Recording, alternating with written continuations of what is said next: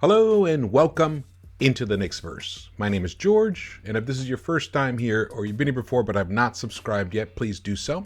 And also hit that thumbs up button for me. Very much appreciate that. And definitely drop your comments.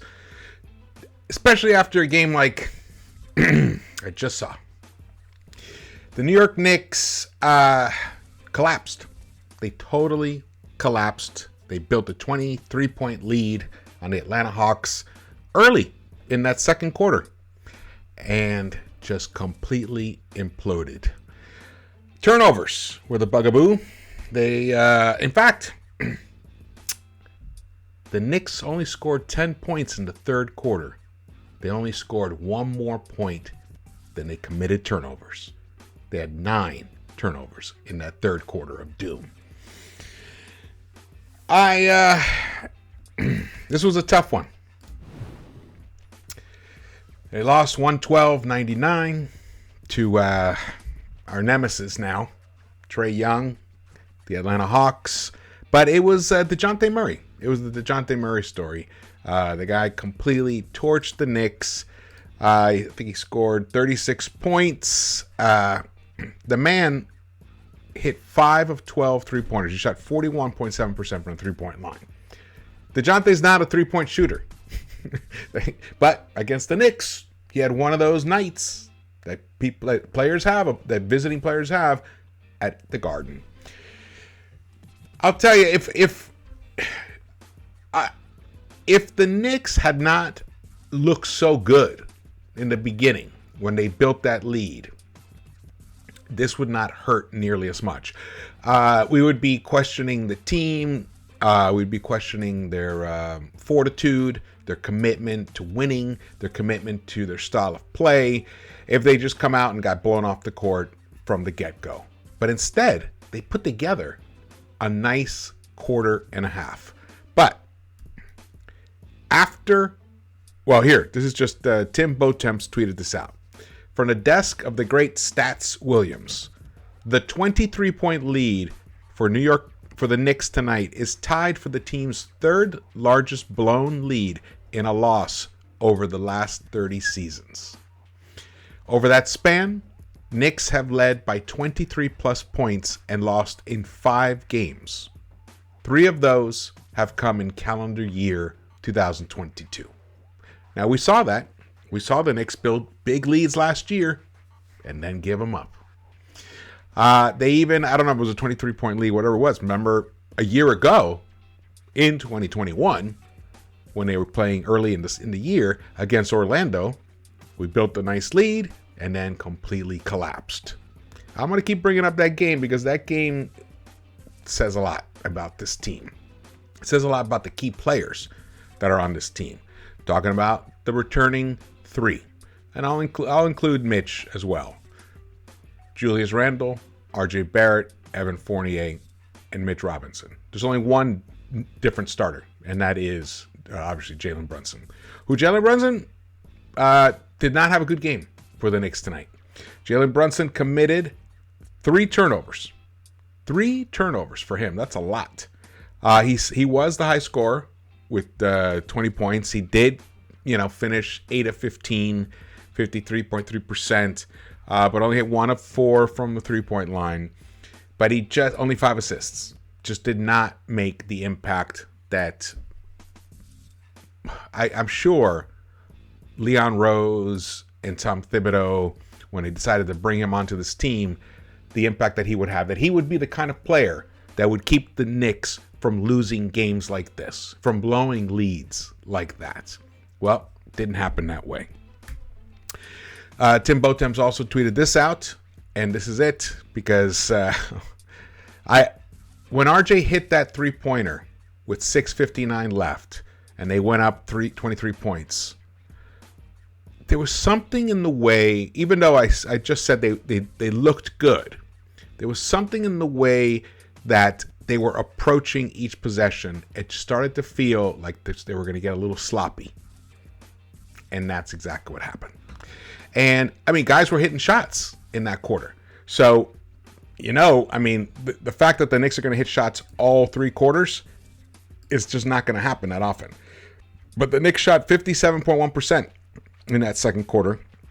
Hit 4 of 8 from the 3-point line. But we missed 3 free throws again. Once again. Committed 4 turnovers, but scored 33 points. But then the next quarter, coming out of halftime, we could only muster up 10 points. Just 1 point more than the total turnovers of that period. Interestingly, this tweet here, when you look at it, 3 of those have come in calendar year 2022. Who was the coach the entire time? Tom Thibodeau. I hate to say it because it's so early in the season, but this is the kind of game you just cannot lose. And you cannot lose it the way we did. But yet it happened. And it happened because we have a coach who decided to limit the player that was having one of the most impacts on the court in that quarter, and that was Obi Toppin. Obi Toppin played 6 minutes and 12 seconds in that second quarter when they scored 33 points and built that lead. He hit 4 out of 5. He hit 2 out of 3 3-pointers.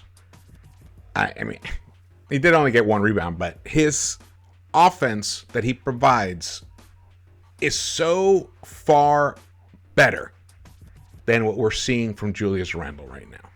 Julius and Randle in that quarter missed both shots, missed one of the free throws, of course committed a turnover. Let's go to one bright spot. Here we go. Emmanuel Quickley actually played a pretty good game. Did only finish with 11 points. I mean, I'm waiting for him to break out and score 30 one night. We've seen him do something like that before, 28, 30, whatever. He did muster up, but look at that, 16 rebounds. He was the top rebounder for the team. The backup guard was the top rebounder on this team. 11 points, 16 rebounds, and 4 assists. And man, his defense, even though it's hard to tell because of how badly we were outplayed and outscored, he played some very good defense. Some the best defense of the guards that I saw. I mean, everyone else was just they weren't reacting. And once the Hawks made that comeback in that second quarter, and I think cut the lead. I think it was by that point 65 to 57. So we were up by 8 points. So we're once up by 23. And within just a few minutes, suddenly that lead is just hacked in half. And then it's cut down even further, and it's only an 8-point lead. They must have gotten tight in that halftime in that clubhouse. They must have gotten started looking around, because when they came out, they were completely blown off the floor. I'll tell you, and here's one thing: the turnovers began, the turnover issues began in that second quarter. The Knicks had 6 turnovers in that second quarter, so 6, and then 9, so total 15 turnovers in a matter of 24 minutes of play. You can't win in the NBA when you play like that, obviously. I saw players kind of having this kind of, okay, your turn, my turn kind of vibe. That's not the way you play this game. I saw guys kind of like, they looked demoralized. They did finally get it back together. They had a chance in the fourth quarter, and obviously who was back on the court was Obi Toppin. They had a chance in that fourth quarter. They cut it to 10. They cut that deficit down to 10. It was once 19 points. They cut it down to 10, and then Obi had 2 looks from each corner. Could not connect. I believe one of them was like rattled out or something. The other one wasn't a good attempt. That would have been cut it to 7, and then psychologically that gives you a lift. When that didn't happen, I believe I forgot who came back down for probably DeJounte Murray. Let's just say it. Came down and scored, and then the lead went up to 12. And then that was pretty much it. There was no chance for the Knicks to make a legitimate attempt at getting back in this. Now, also, during that second quarter, when they built the lead and then gave a lot of that lead back, the Holiday brothers were out there. And also in the second half, because Trae Young had an eye contusion. Julius Randle hit him. It was an accident. So he had to leave the court. He was gone for a while. And during that stretch, Atlanta built the lead even more so. They played better without Trae on the court because their defense actually got better. Their defense disrupted the Knicks. They even went into a zone at one point because they could see that, the Knicks are struggling from shooting from the three-point line. So why guard man-to-man? Force them to shoot over you. Knicks couldn't do that. Obviously, you can tell I'm really bummed about this game, this result. Well, you can see here, look, Julius shot 33%, missed all 4 of his three-pointers, only got 6 rebounds. In 30 minutes, he only got 6 rebounds, 14 points. Mitch played 18 minutes, and according to Tom Thibodeau, that was just his decision. They were searching. They needed points at that time, so Mitch sat. Even though he hit 4 or 5, one of the reasons the game got off to a good start was because RJ was feeding Mitch. RJ, I believe, picked up 4 assists in that first quarter, I think. Actually, I'll triple check that. And he finished with only 5. So there you go. He only got 1 more. Let's see here. Yep, he got 4 assists in the first quarter, only 1 the rest of the game. Oh, man.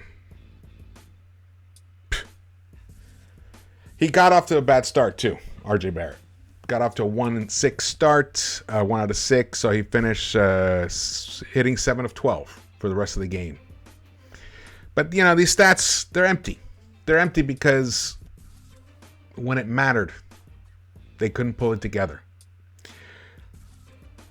This is the kind of game that if it weren't Tom Thibodeau that we're talking about, I don't think most coaches survive a game like this at MSG on a Wednesday night. The crowd was electric in that first half. And you come and you fold like this. Thibodeau will survive this game. He'll survive many, many more. But if this continues like this, we could be in for a very, very long and painful season once again. I don't think it's going to happen that way because we are a better team. We do. Jalen Brunson makes a big difference. I know RJ's going to break out of his basically season-long slump. And, he's kind of starting to hit 2 of 6 from a three-point line. Okay, at least he's starting to hit a couple. He's doing some playmaking. He led the team. He tied for the lead in assists with Brunson. So I'm not really worried about RJ. The problem is that we need him to perform at a certain level so that we have a chance to win these games. We can't keep depending on the bench to be the ones that come in and make up for the failings of the first unit. And that's what we continue to see. And you continue to see it because, look, right here, it says, right here, the plus minus says it all. Right there. When Quickly was out on the court, +7. But look at Rose. Rose did not have a good game. He did not have a good game either. I don't know. He doesn't look quite right. He looks indecisive. He looks like he can't quite, turn the corner right now. I hope it's not. He's nursing something. I kind of hope it is that he's like a little bit banged up. Not that he has lost another half step, because that would be tough for someone like him. Well, you can see there, Fournier, 3 points. That's right. The big guy, the big scorer, the guy who's out there on the floor to give us shooting, only scored 3 points, a -20. Mitch minus 15, Randall minus 10, RJ a minus 13. Hawks. Look at that. Trae Young shot 7 of 22, and the Hawks won. Because the Hawks made a trade. They brought in DeJounte Murray, and that's probably the best game he's ever played at Madison Square Garden. Has to be. 14 of 27, 5 of 12, 4 rebounds, 9 dimes for DeJounte Murray. Wow. Man, and their bench, other than the defense they provided, they didn't give much scoring. They didn't need to because DeJounte was just lighting it up. DeAndre Hunter had a nice game, 21 points. It took him 21 field goal attempts to get the 21 points, but he played some decent defense. John Collins, 12 points, 4 of 10. Look at the rebounding. 51 rebounds for the Hawks, and the Knicks had 52.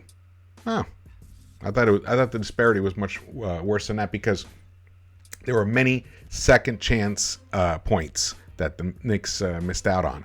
But look at the turnovers. 17 turnovers the Knicks committed tonight.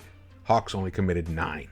That's a +8 deficit or a -8 deficit. And then the points off turnovers. We allowed 26 points off those turnovers. 13 points right there. 13 points. And we lost by, what did we lose? We lost by 13. Whoa. 13 points off turnovers, and we lost by 13.